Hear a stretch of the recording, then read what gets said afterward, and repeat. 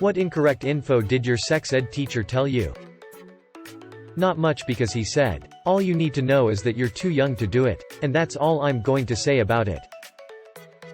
HIV is smaller than the holes in a condom. There have been recent reports of naturally occurring holes in latex that are big enough for HIV to pass through. Why does CDC still recommend condoms to prevent HIV infection? The reports of holes in latex appear to have originated from an article in Science magazine about latex gloves, not condoms. Holes as large as 5 microns in diameter were evidently identified in latex used in gloves. However, gloves are only dipped in latex once when they are made. Condoms are dipped twice in latex. Gloves are allowed to fail the water leak test at a rate of 40 per thousand, while condoms are only allowed 4 failures of the water leak test per thousand condoms before the entire batch is rejected. While holes large enough for HIV to pass through have been found in natural membrane condoms, latex condoms do not allow the HIV to pass through the condom unless the condom has been damaged or torn. Used properly, latex condoms are effective in reducing the risk of HIV infection. The reason moms and dads can have sex without a condom is because you can't get AIDS or STDs if you're in love. I shit you not. She said girls can't cum. When a boy asked her to clarify, he said, you just mean they can't ejaculate, right? And she responded, yes, also that, but female orgasm is a myth. That poor woman. If you're worried about being pressured into sex, just keep things vertical, because it's not possible to have sex without lying down.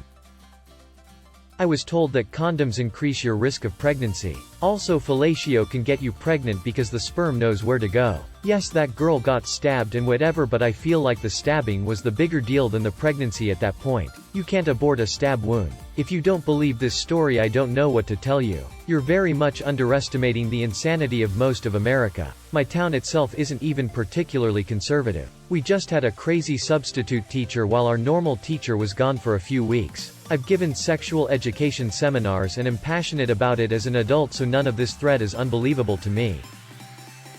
That you can't pee with an erection. I thought that she meant boys were literally physically unable to do that. Not that it was just difficult. So the first time I did it, I thought something was horribly wrong with me. I had a teacher that told me that too. I told her she was wrong. And she told me I was wrong. I told her I'd prove it. And she wrote me up. What kind of teacher tries to argue with a boy about something like that? How can she possibly think she knows more than the one who actually has a penis? The kind whose husband has been lying to her for decades. Quick honey. I need a blowjob so my bladder doesn't burst. 8th grade. The teacher said that a girl can't get pregnant while on top because gravity wouldn't let the sperm go up. Curious about the pregnancy rates in your class after that little gem. That women don't die during childbirth. And that was just a myth. Obviously didn't watch the documentary Star Wars. She didn't die from childbirth. She died from SAD. You will never bleed through your underwear. Dads of unruly daughters have larger penises. Only way that could be creepier is if your dad told you that. So start breaking some rules. For your mother's sake. That men can't be raped because it's impossible to force an involuntary erection. My mom was pissed when she found out, and made the teacher correct herself in the next session. Your mother is a hero. I remember specifically my teacher told us the easiest way to get a girl to have sex with you is to get her drunk. This couldn't have been more than 10 years ago either. Straight sex. 99% chance of pregnancy. Gay male sex. 100% chance of STDs, and also hell, lesbian sex doesn't exist. Anytime a boy has his hands in his pockets, he's hiding his erection. Every boy in school made sure to always have their hands on show from that day onwards. The real misinformation here is that erections are something to be ashamed of. Emo. The first time I took a sex ed class was okay, but the teacher was very traditional, for lack of a better word. He told us about what it was. Condoms, STDs, abstinence as an option, pregnancy, and the class for the most part felt pretty informative and not judgmental. And then some kid raised his hand and asked about anal sex, and the teacher said, oh, you mean gay sex? And he said, no, I mean anal sex, and then the teacher said, that's how gays have sex, it's gay sex. And then he talked about lubes and how you can also lube for vaginal normal sex. And then someone else asked, what if a man and woman have anal sex, and he said, then the man is secretly gay. And he was dead centered on that way of thinking. Women don't want to have anal sex, only a gay man would pressure a woman into gay sex so he can find her attractive. That's how you hear about gay men having kids before being found out as gay. They start with gay sex and finish normally so they can have kids and appear normal. There was a collective cringe from most of us, but I wonder if anyone in that class or in another now thinks like that. Till my boyfriend is secretly gay. Shit. And if you like it, you're secretly a gay man too.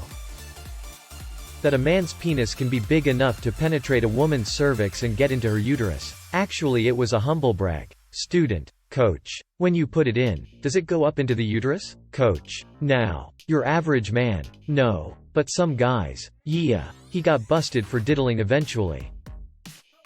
When we were 8, we were given an impromptu lesson on it, and I asked, where do girls wee from? My teacher told me they wee from the same place as boys, so I believed girls wee from their penis. Not wrong, just not explained well. 10th grade. A biology teacher was answering questions and was really confident in the answers she gave. Playman asked her what's the fastest way a girl can reach orgasm, to which she replayed, everyone is different, but it takes at least an hour for a female to reach orgasm. I remember 3 of my classmates having that bitch. Are you high face? I don't wanna talk about it and you already know what's what. Watch this video and I'll give you the answers to the test after. We had this class for 3 months and he never took any questions. From my Bible studies teacher. A couple went to their GP suffering from what appeared to genital warts. Both were, they insisted, virgins before marriage. The warts were, quote the teacher, the result of having anal intercourse, and the cleverness of God's punishment that all the evil bacteria could cause the condition. Another. My mother went to a convent. The nuns told the girls there that if they had been intimate with a boy, they should have a hot bath and pray for Mary to intercede so that nothing should happen. Mum said a number of girls dropped out that year, due to pregnancy. That the head of the penis was called the glanus. She was super excited and told us it was a little known fact since she saw it on one textbook and never saw it where else. I think that textbook had a typo.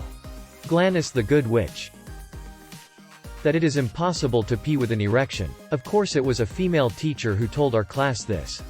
Every time this question comes up, there's a bunch of guys who bring this up, myself included. Why the hell are our female sex ed teachers so convinced of this?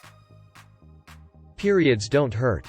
You. Yes, they do. I realize some people don't cramp, even if I've never encountered a person without cramps but still warn us. I thought I was dying the first time I had it. Oh. And they told us nothing about vaginal discharge. I thought I was peeing myself a little for so long. My mother set me straight about everything. But I'm still mad that I was told so little.